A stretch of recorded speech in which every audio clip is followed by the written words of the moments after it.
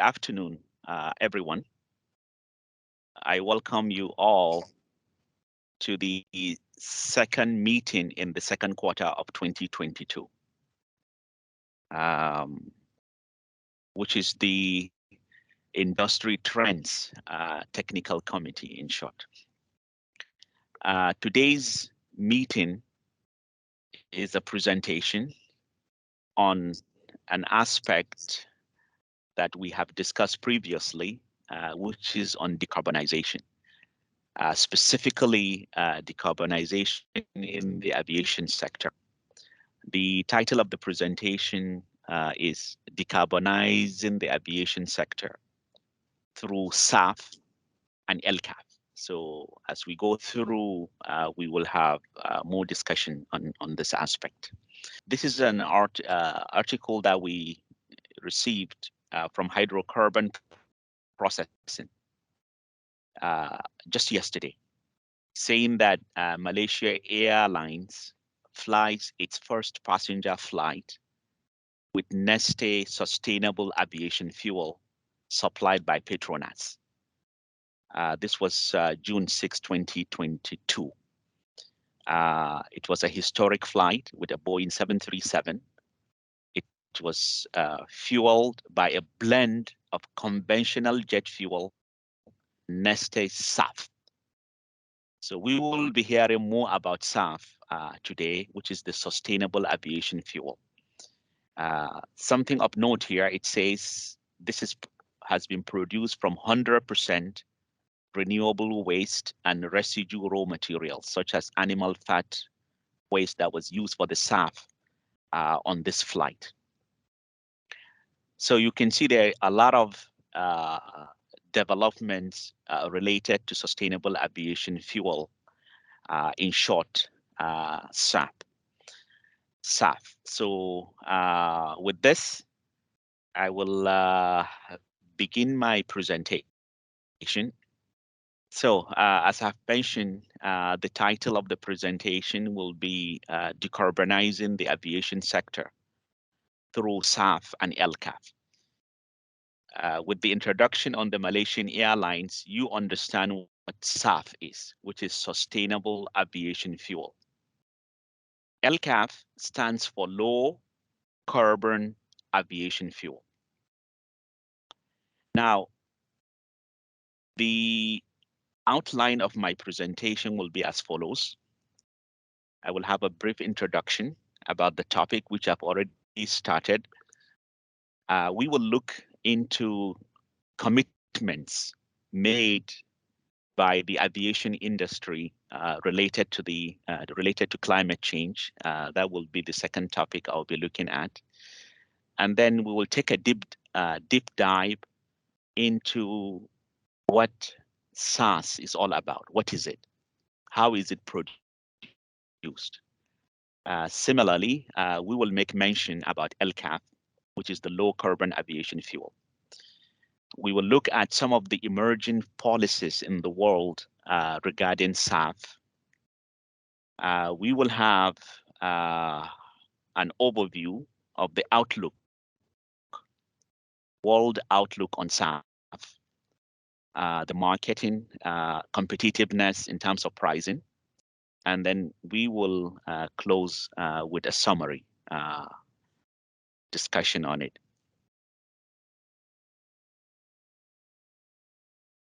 When you look at it, when you look at the emissions globally, the emissions from fossil fuels has been estimated to be about 36.4 gigatons of CO2 annually. Gigatons means billion. So it's about 36.4 billion tons of CO2. This was the case in 2021. Now, out of this amount, about 2.5% is attributed to the aviation industry. When you calculate it in terms of tons, the global aviation industry produced almost 915 million tons which is 0.9 billion tons of CO2. This exact number was in 2019, just pre the pandemic. You will see that during the pandemic, there was a dip, but it soon recovered subsequently. So we are looking at about 915 million tons of CO2 emission from the aviation sector. As population increases, the transport demand is also expected to grow. The air traffic is expected to grow at about 6.7% annually. So the air traffic will double at this growth rate in about 15 years. So which implies that the emissions also are going to increase from this sector. Airlines, airports, and other stakeholders are doing their best to see how they can lower this emission footprints. This involves several activities related to technology, having more efficient engines in the aircraft to optimize fuel consumption. In some of the cases, related to operational improvements, and in some cases, air traffic control management. However, the industry has recognized that the continued growth has to be sustainable. SAF, which is the sustainable aviation fuel, and the low carbon aviation fuel have been identified as critical measures that will power the commercial aviation industry sustainably in the coming decades. This takes me to the next slide, which talks about the commitments the aviation industry has made related to climate change. IATA, which is the International Air Transport Association, made some commitments in 2010. One of the commitments it made was to put a cap on CO2 emissions from the industry from 2020.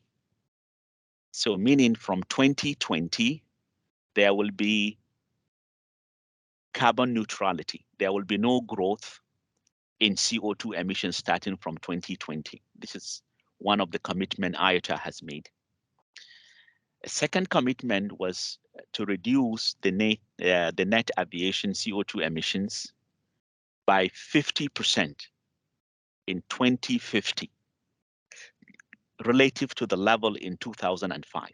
So if you see, this was the level of emission in 2005. So the commitment that it has made is by 2050, the level of emissions will be almost half of 2005 emissions level.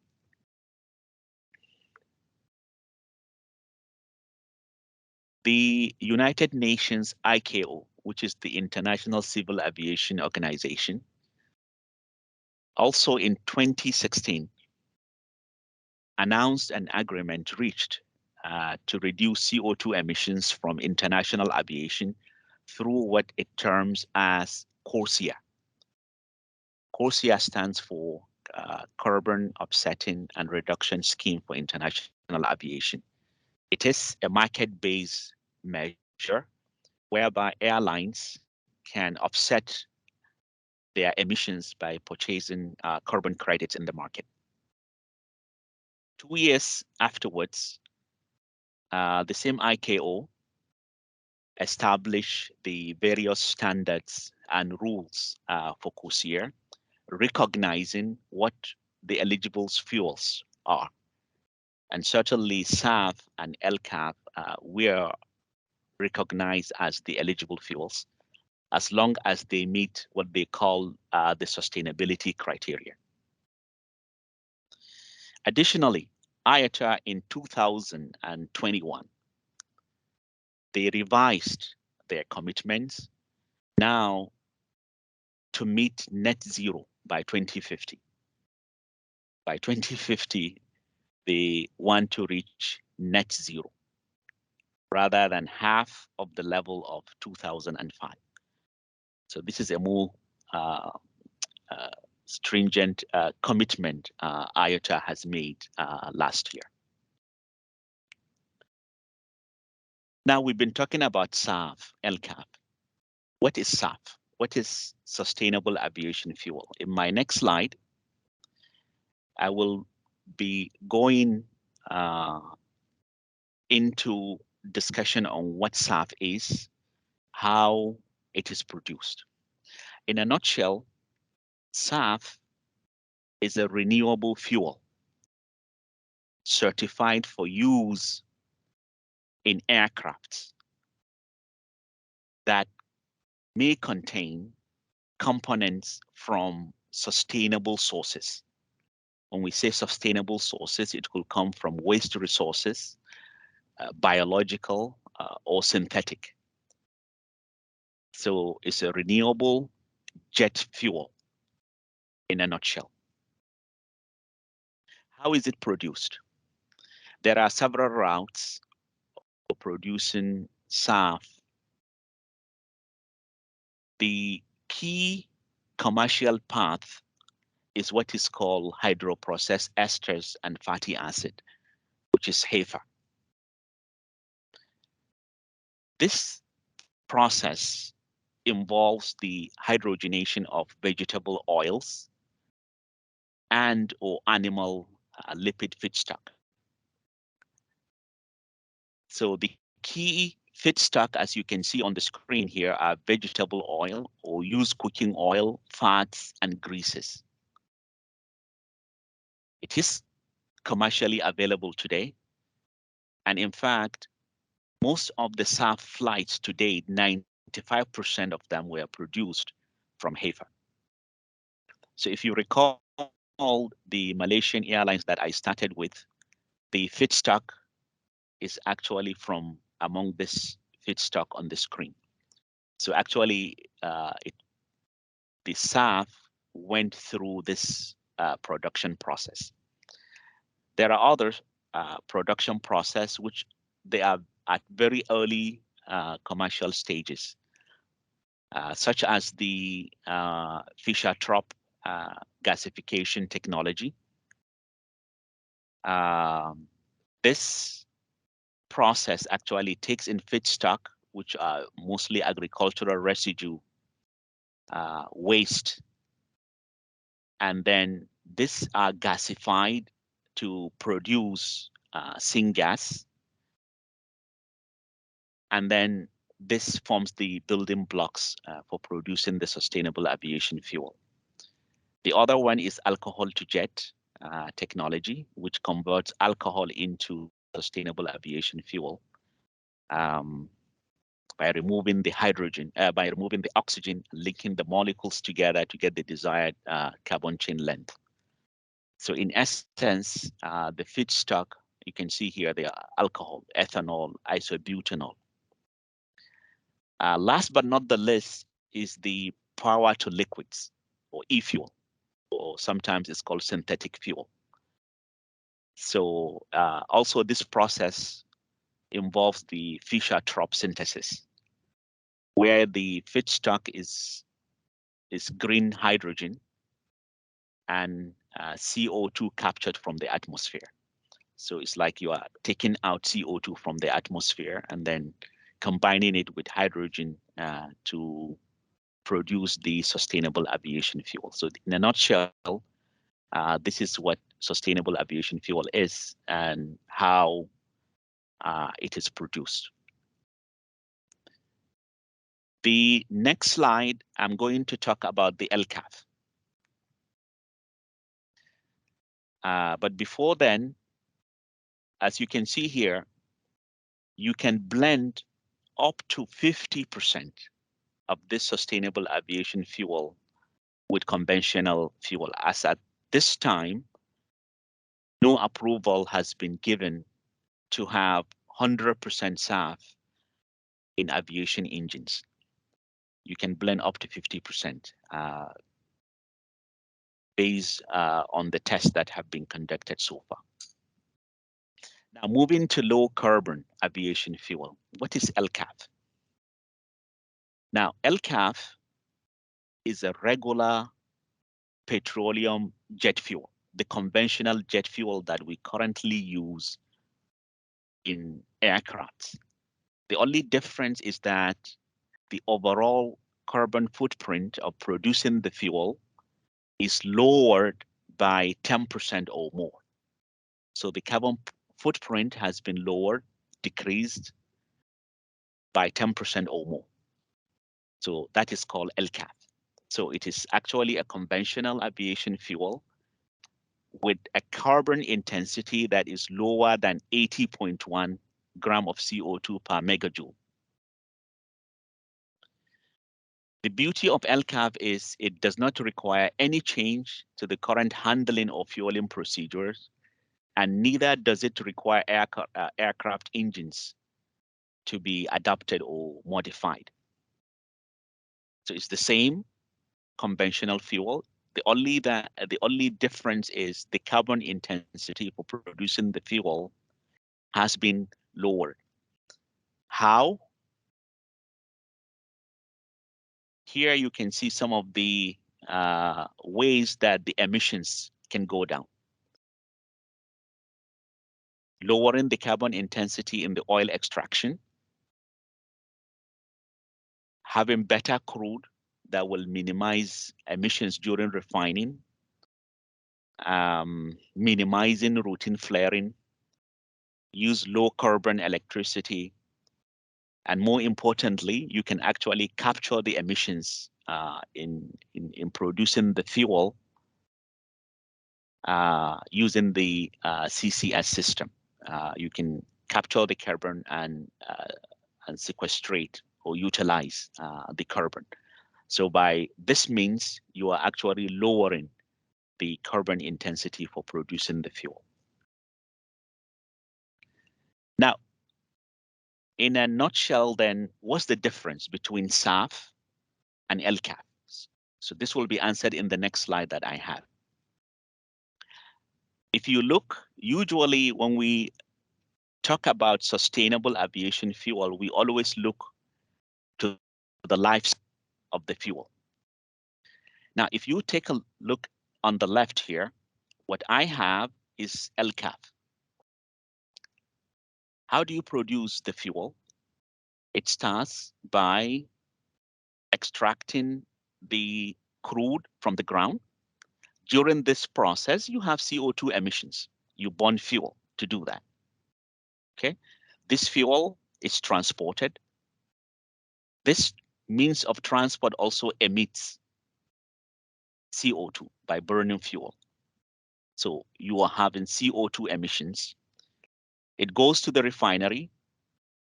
During the refining process as well, you produce CO2. This is transported to airport. During the transportation, you have also CO2 emissions. If it is by trucks, the trucks burn fuel to produce CO2. If it is through pipeline, you have pumps, you have that require electricity to actually push the product through the pipeline. And when it gets to the aircraft, it is burned. You have combustion producing CO2. Now, you are able, if you are able to capture some of these emissions, especially from the refinery, you have a means of capturing the emissions and storing them. So you are reducing the carbon intensity of the fuel. So this is what we call LCAF. So you are minimizing the emissions in producing the fuel. The difference with sustainable aviation fuel, which is coming from a renewable source, which could be vegetables, plants, is you have similar These plants actually uptake the CO2 that is all emitted. They uptake the CO2 for their own biological mechanisms to grow. So actually plants utilize CO2 in their system to grow. So this is considered as carbon neutral. You emit the CO2 and the CO2 goes back through the plant for growth. You take the plants and it is recycled. So in terms of balance, this is considered as CO2 neutral. If it is synthetic, also for the synthetic fuel, you are taking CO2 from the atmosphere, combining it with hydrogen to produce the fuel that will give you the SAF. So that is the difference. Here, most of it goes into the atmosphere. You are able to capture some of it. But in sustainable aviation fuel, quite a lot is being captured by your feedstock, which is the vegetables, the plants, vegetations, and so on, or through direct capture from the atmosphere, combining it with hydrogen to produce e-fuels. That's the major difference between the two. Another slide that will give us insight in terms of numbers. When you look to conventional jet fuel and you evaluate through the life cycle analysis, the carbon intensity is about 89 grams of CO2 per megajoule. To produce LCAF, you have to reduce this by 10%. So this is one of the sustainability criteria. Your fuel has to be 10% or lower in terms of carbon intensity. So if you are producing LCAF, you have to go below 80.1. When you look to sustainable aviation fuel, actually you go much, much lower when you evaluate through the life cycle analysis. Through the HEFA process, the SAF can actually go down to about 25 grams of CO2 per megajoule, reducing by about 72% from the conventional jet fuel. With e-fuels, you even go lower. You are reducing by almost 89%. As mentioned previously, when you look at the life cycle, you are actually looking at how the fuel is produced. Going back to the extraction of its feedstock, the processing, the distribution, and the combustion. So this is what we mean by life cycle. And from what we have seen, SAF in general has the potential to reduce the life cycle emissions by up to about 80%. As you can see, this is about, if you use this SAF, you could go up to about 72%. If you go by e-fuel, you go down by almost 90%. In generally, if you take the average, you could go down by about 80% if you have neat SAF.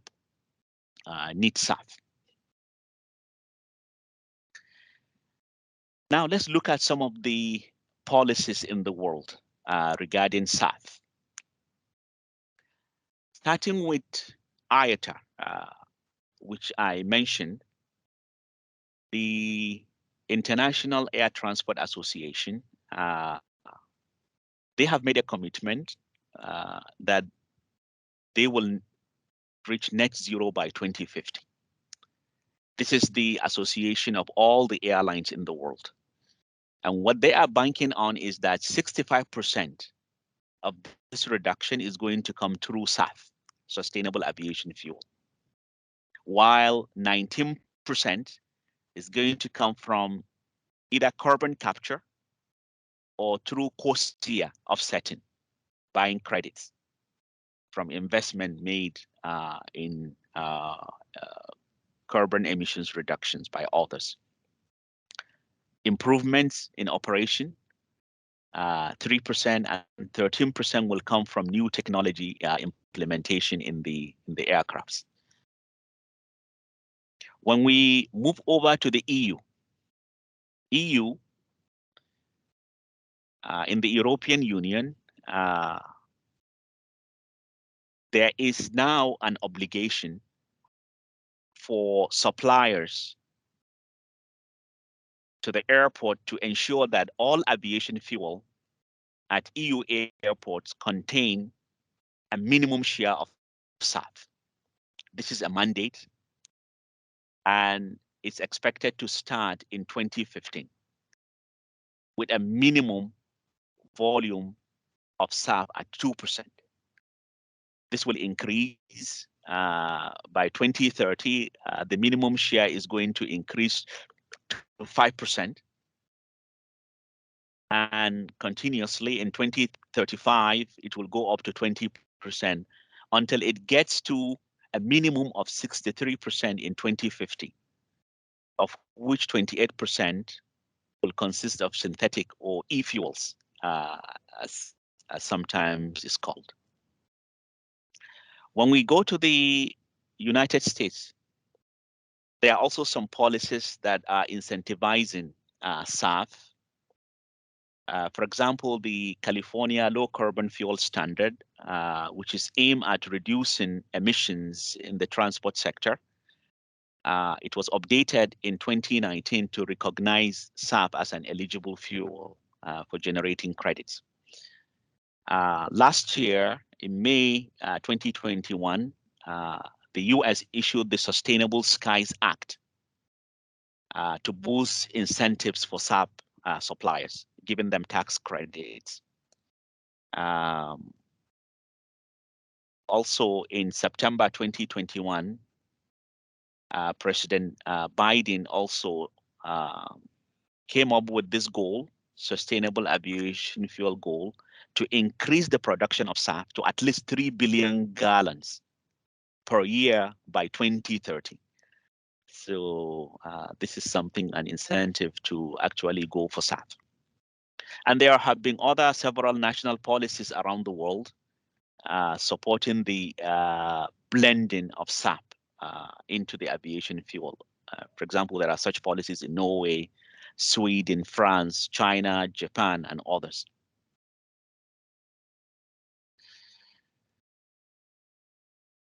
Now, let's start looking at the market.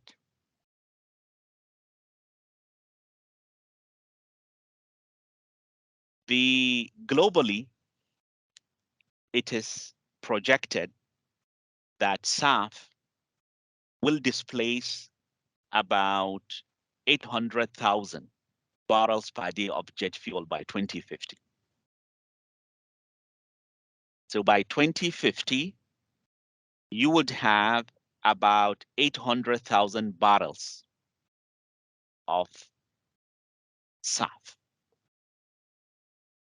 And this will constitute only about 11% of the total share of jet fuel, of the total demand. And as you can see, the SAF adoption will start somewhere in mid 2020s, like by 2025. And this is actually because of the various mandates that we've just looked at. And as you can see also, the demand for SAF will mainly be in North America, Europe, some aspects in Asia Pacific, while the others, Middle East and Africa, will actually be very minimal.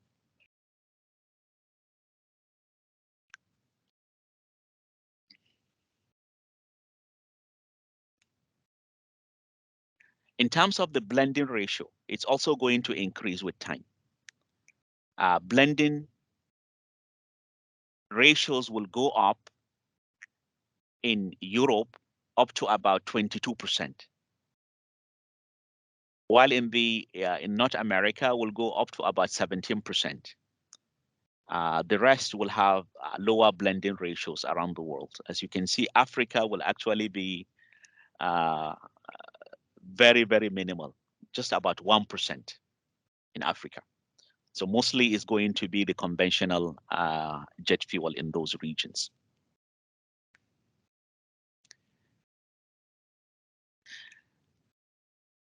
In terms of total demand, jet is going to decrease from about 7 million barrels per day demand in 2019.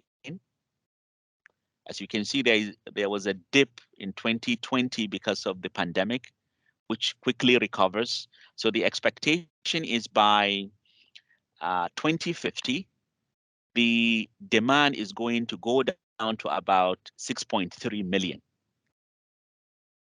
And the mix by 2050 will be about 80%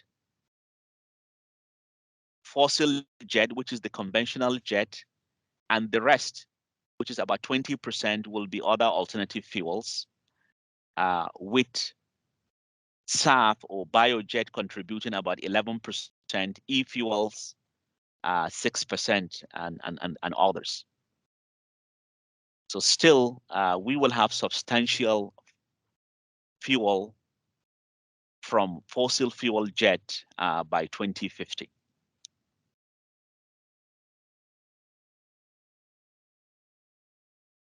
Now, examining the net zero commitment made by IOTA for 2050 actually is going to be very challenging. When you look to the aviation fuels, of course, once you see the dip is during the pandemic.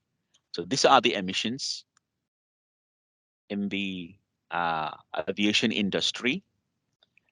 We mentioned that the aviation industry is contributing almost 0.9 billion tons. So there was a dip and it recovered. If there is no action, it's going to continue consistently. By 2050, it's almost going to double. With some actions, this will go down to about 875. When you look to the CORSIA commitments, which is the market-based system, and the fact that they are committed to reducing the emissions by 50% compared to the 2005. In 2005, this was the emission level, about 700. So half of it will be about 300 and something. So we will still have this much left.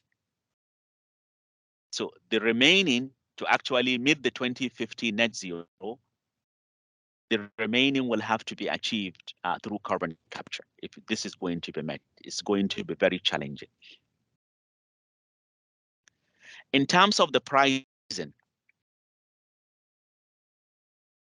over the last 2 years, actually, sustainable aviation fuel has been trading at about 3 to 6 times conventional jet fuel. So it's actually very expensive compared to the conventional jet. This is per turn. If you look to, this is SAF cost estimate in 2021 compared to Northwest Europe of jet fuel. So you can see there is a significant increase of the price compared to the conventional jet fuel. Interestingly, if you see, this is in 2021. When you look at the e-jet, e-fuels, is actually going to be lower. The estimate, the projection is that it will cost lower than SAF in the next 10 years as the green hydrogen cost actually becomes lower.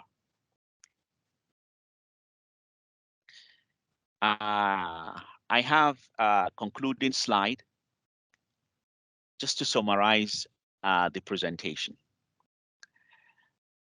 Sustainable aviation fuel and LCAF are recognized eligible fuels for offsetting emissions by the airlines within the international aviation. So they are recognized means of emissions reduction. Examining the policies, actually the policies are on the supporting side, especially in Europe and the US for SAF blending to curb emissions in the sector. Furthermore, globally, it is projected that sustainable aviation fuel will replace about 800,000 barrels per day of jet fuel by 2050, representing about 11% of the total fuel demand in the air transportation sector. Also, over the last 2 years, SAF has been trading at about 3 to 6 times the price of conventional fuel, meaning that it is not that competitive when you look to the pricing.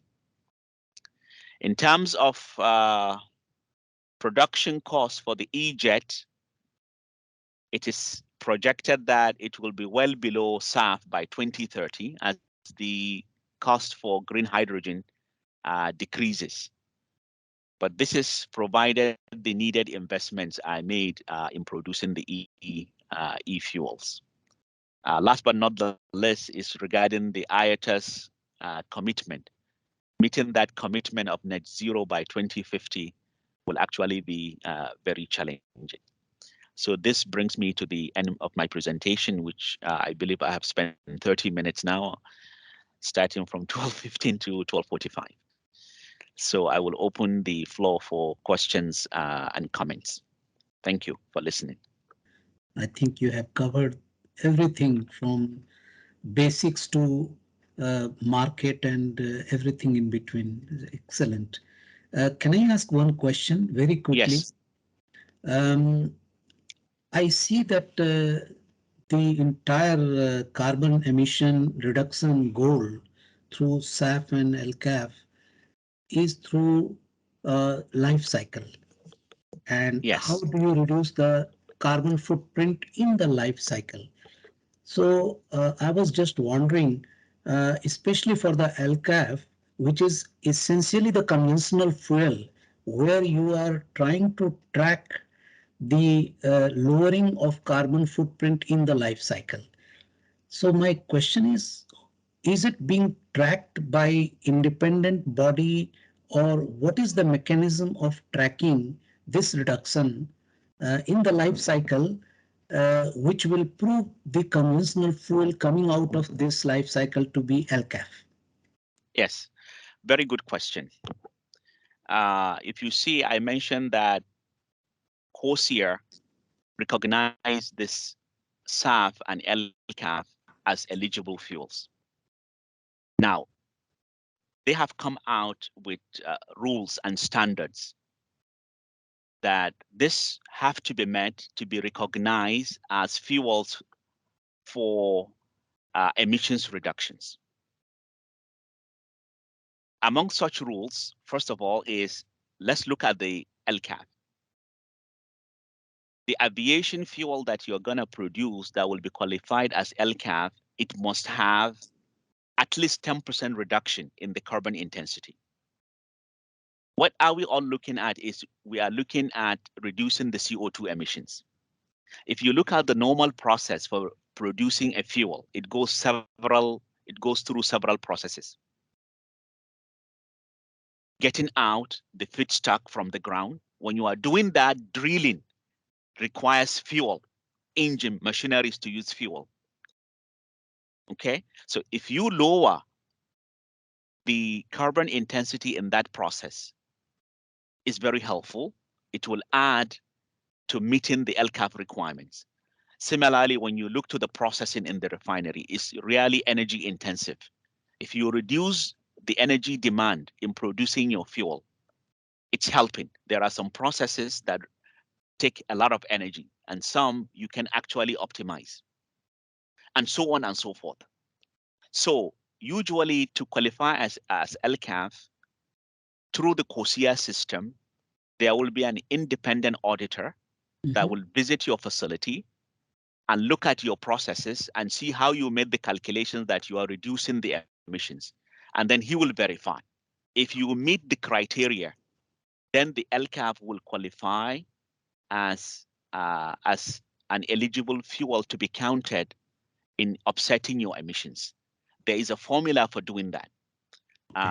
It's a whole bunch of documents and so on how that is done. But what I can assure you is there are standards and rules, and there is an independent auditor or verification that has to be done to qualify. I don't know if I have answered your Well, question. It's a very valid Mm, answer, and I understand the auditor's role. mm. But I still feel it is quite challenging because sometimes the extraction happens by company A and processing happens by company B, and the blending or the final distribution or selling of the fuel happens by another company, the Okay, I will distribution. give you an example. I Yeah, have a refinery. yeah, I heat crude to very high temperature so that it goes into distillation column correct. to Preheat. separate into Yeah, different components. I have a yes. furnace. The furnace is there. Now, if I come with an investment that will take the flue gas that is being emitted from this furnace, instead of going to the atmosphere, I capture. Is something visible that anybody that can come and see that I install a means of capturing the CO2, Yeah, compressing, liquefying, and storing. correct. So you can see this is a means by which I'm lowering the carbon intensity. My production will have lower carbon intensity compared to someone who has furnaces that are emitting the flue gas into the atmosphere. This is something visible that you can demonstrate to Yeah. any auditor that comes to your facility, right? Yeah. So same way the auditor will have to go down the upstream and check on the extraction process, transportation process. So I was just wondering, will they be able to use the blockchain kind of technology where at every point, wherever the product is being transferred from one entity to another, there is some kind of certification which goes along with it? Well, you claim you are the owner of the facility. You will claim. If I'm not claiming any improvement in the upstream, he's not going to go and check the upstream. If I'm claiming that I have reduced the carbon intensity in the refinery, so his concern will be to go to the refinery, see what it was before, Mhm. and my claim that I have reduced the carbon intensity to this level, he will go and verify what I have done, what is the investment that I have done to actually reduce that carbon intensity. Right. So it's a structured process. There is a way. There are certified auditors that do Right. that. Right. So you have to go through to really to understand that there are standards and rules to follow to qualify as to qualify your aviation fuel as LCAF. Okay.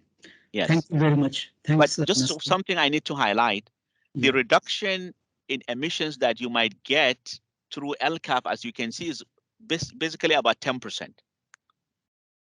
Somebody is in the lobby, right? Yes. Through SAF, you get much more significant reduction.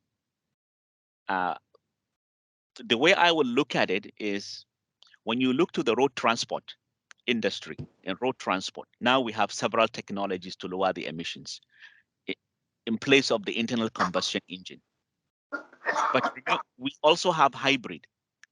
Hybrid, it's something that will help along the road rather than completely taking off the internal combustion engine.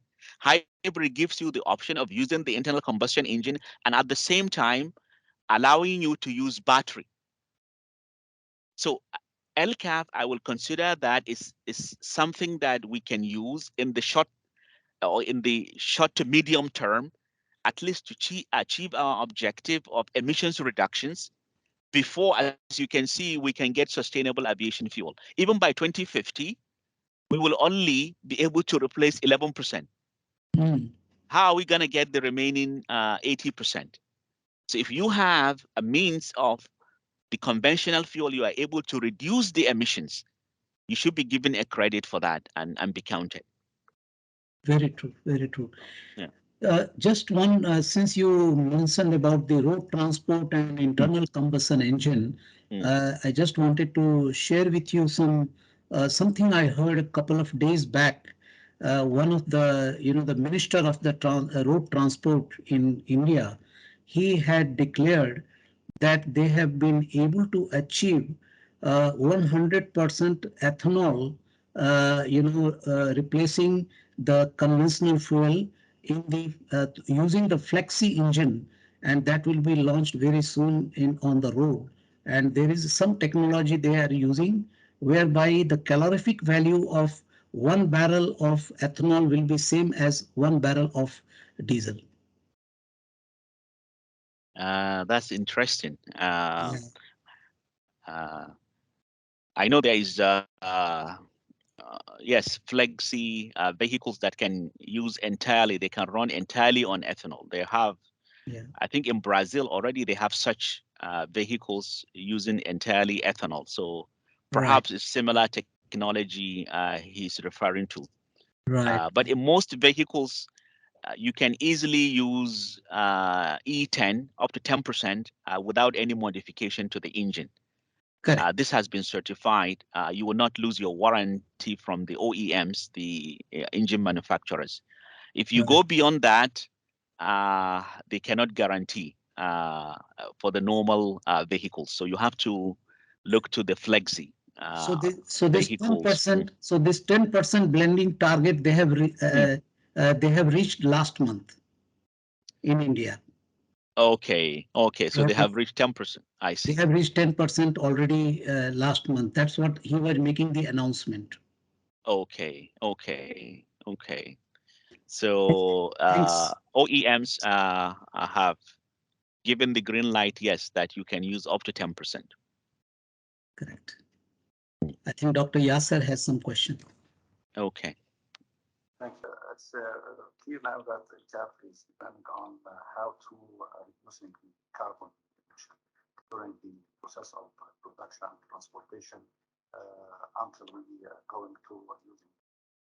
Now, for Corsair, they have come up with what they call sustainability criteria. Mm, For your sustainable aviation fuel to qualify, you have to meet those sustainability criteria, which is very detailed. mm, And one of them is your feedstock should not compete with food for human beings. So we are talking about the first generation feedstock. You cannot use first generation feedstock like corn and others that actually go for human consumption as your feedstock. So it has to be second generation. We are talking about lignocellulose, uh, like wood, agricultural residue, and what have you, waste.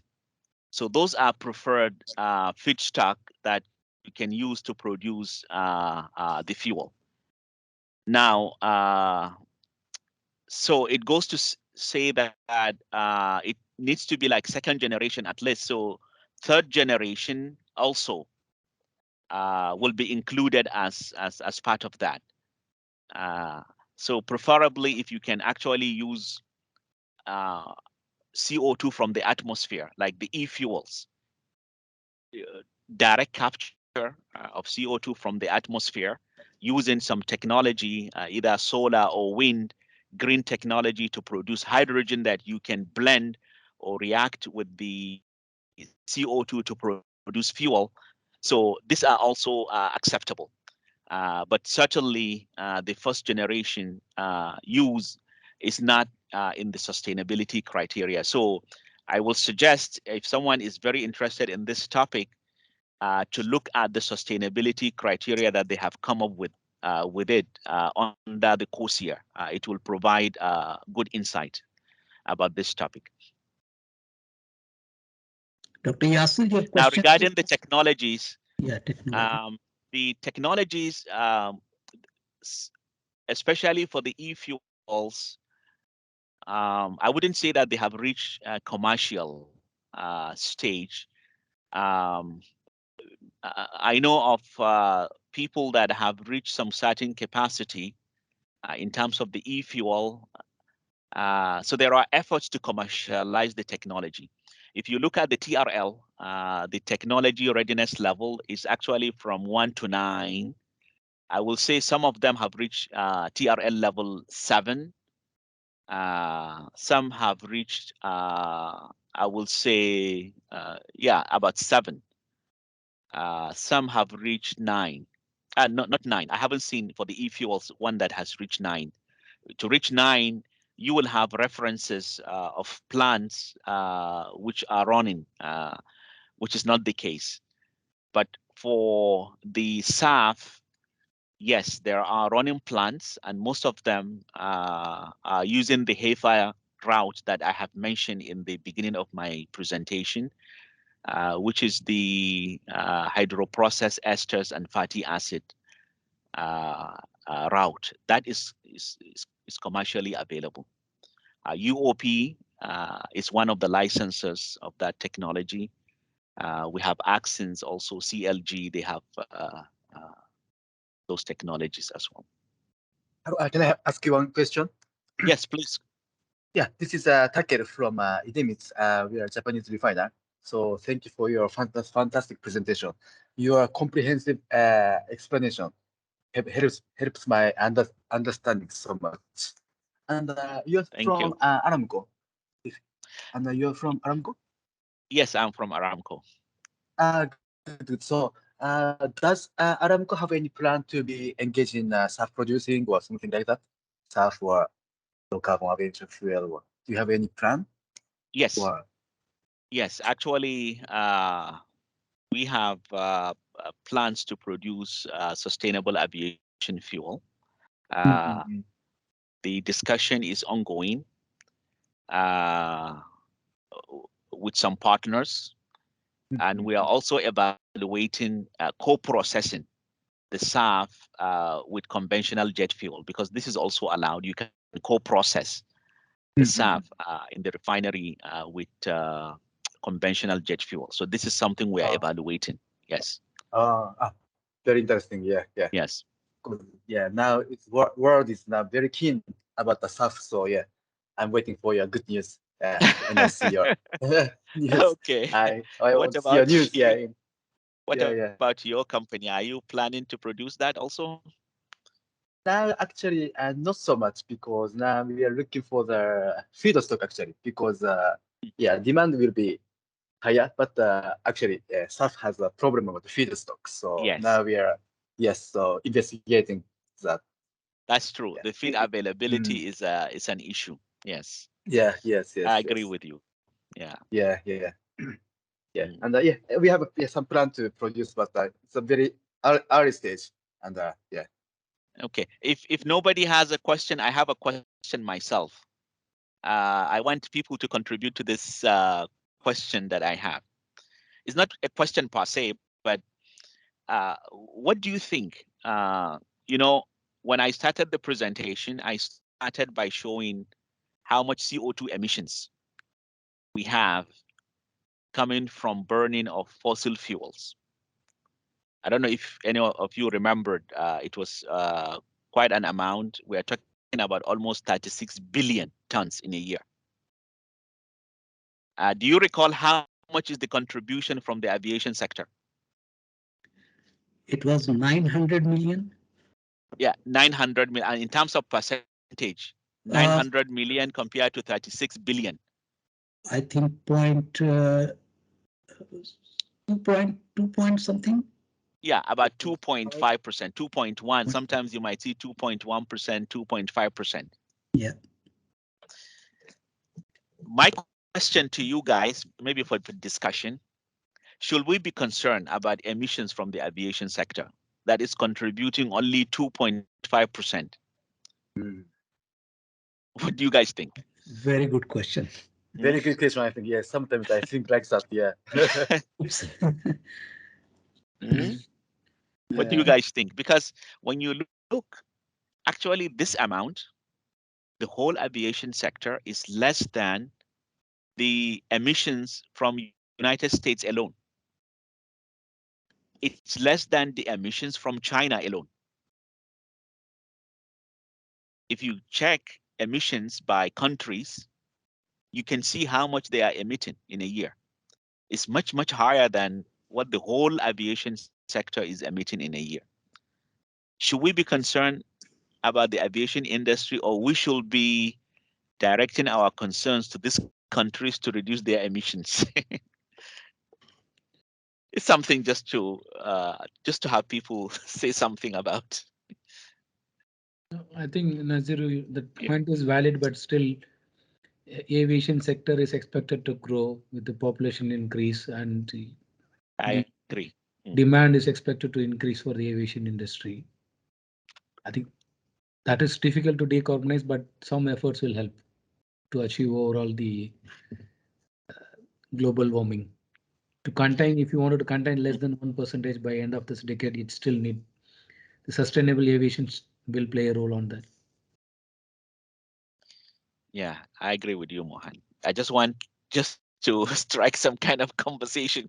Uh, No, it was a very, very useful presentation. I think mm, a lot of things covered. I think the low cost is the one I think which came as a new term, and then it's like decarbonizing your refinery will enable you to get that certification of low carbon. yes, exactly. It's something they came about. Actually, initially it wasn't there. Yeah, Some countries actually went to the UN, the IKO, and really called for this. yeah, That guys, any little effort will be helpful. If we are going to concentrate on SAF and the production volumes are not there, why don't we look at every little effort done in reducing the emissions, give credit to it? yeah. So they thought about it and agreed to include LCAF. So if you look to CORSIA, you will see LCAF is one of the fuels that is accepted. Yeah. Yeah, I'm just looking at CO2 emissions. It's showing me that about 11 billion CO2 emissions is coming from China per year, which is almost 30% of the whole world CO2 emission. United States is about 13% with about 5.1 billion. India is about 2.6 billion.